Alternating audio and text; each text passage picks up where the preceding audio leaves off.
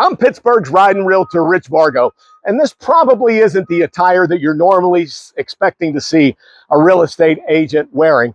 And you're probably not used to seeing us carry one of these and maybe also one of these. Well, why do I have them?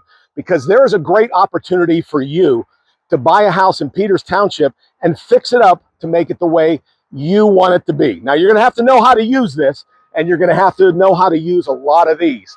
But you can take 351 East Mcmurray Road and make it into the house that you want, fixed up the way you want it to be. It's got a lot of great features inside, and it's got great bones. I want to take you inside and show you the work that needs to be done, and also how you can make it yours and make it your own. Let's go.